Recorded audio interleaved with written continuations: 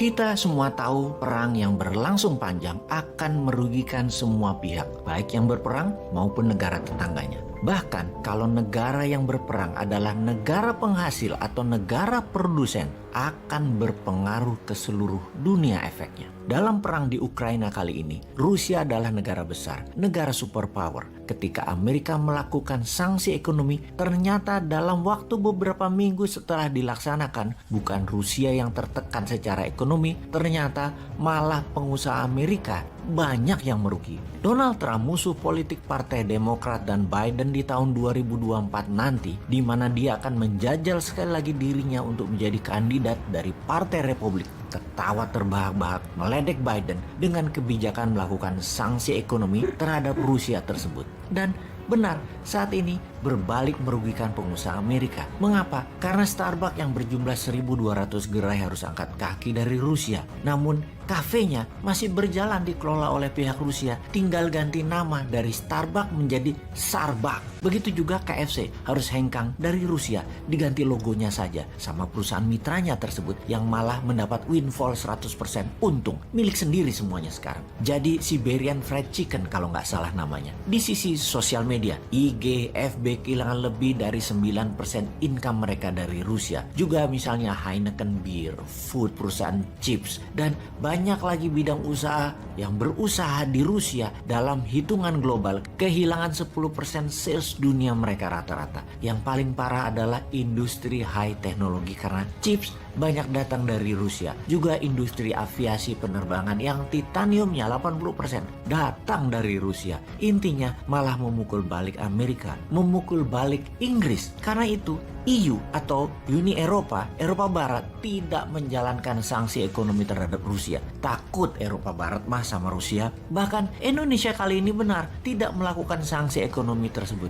Seperti halnya Tiongkok. Walau Indonesia transaksi dengan Rusia secara total nasional merupakan kira-kira di bawah 45% transaksinya, menjadikan tidak ada gejolak ekonomi di Indonesia. Apalagi ada 30 ribuan warga Rusia di Bali yang diperkirakan dalam 6 bulan ke depan akan menambah menjadi 50 ribu orang warga. Ini sisi positif. Mereka itu bawa uang dan bawa keterampilannya ke Indonesia. Sekarang kita bahas apa yang media barat lakukan terhadap Rusia yang digiring dengan citra negatif. Namun seperti halnya rakyat Indonesia, sudah pada pintar semua warga dunia. Tidak terlalu pengaruh terhadap berita mainstream barat yang berisi propaganda sisi barat, di mana media Indonesia yang besar-besar adalah perpanjangan tangan media barat. Sekarang rakyat dunia juga seperti Indonesia, makin pintar. Media barat mengatakan dalam 1 bulan lagi Rusia akan bangkrut karena biaya perang 30 billion dolar per harinya atau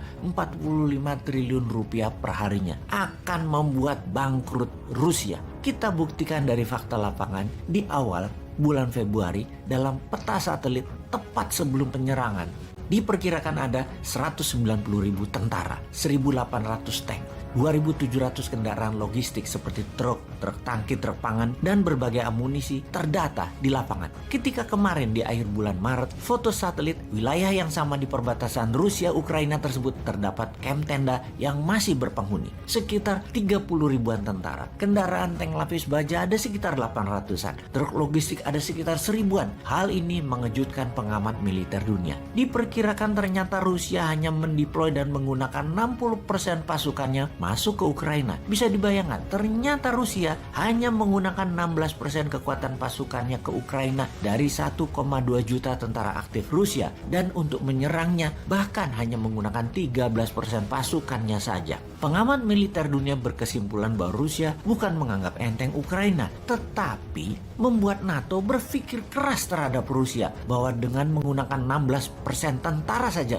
Ukraina sudah takluk. Bagaimana NATO berani masuk ke Ukraina? Berapa banyak akan dikirim tentara NATO ke Polandia misalnya sebagai ground troop pasukannya? Apakah mau rakyat Polandia ada 400.000 tentara NATO yang bisa membuat negaranya ambiar makbiar dan mendeploy 400.000 tentara di Polandia oleh NATO? Kira-kira memakan waktu 6 bulan sampai 1 tahun. Sementara Rusia menambah pasukannya menjadi 400.000 ke Belarusia bisa dilakukan hanya dalam 3 bulan. Polandia itu keburu diserang dan dibumi hanguskan oleh Rusia sebelum tentara tentara NATO berkumpul kembali ke perbatasan Rusia-Ukraina. Dengan gerakan yang bolak-balik, tentara menjadi selalu segar.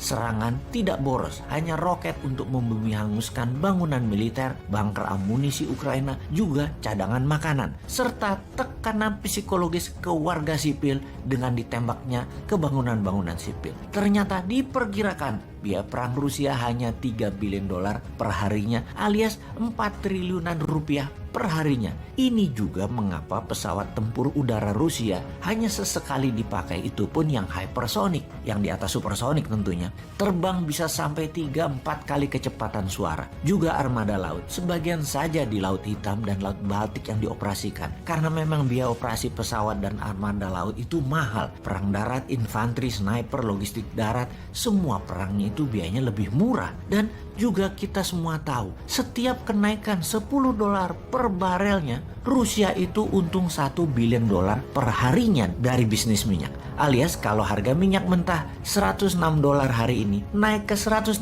Rusia untung 1 billion dolar per harinya. Jadi kalau memang perlu biaya maksimum lagi, ya tinggal geret aja ke 136 dolar per barelnya. Untungnya 3 billion dolar per harinya. Ya perang tersebut bisa bertahan selamanya bagi Rusia. Impas, perangnya gak rugikan kantong APBN-nya Rusia. Emangnya negara ya gitu deh.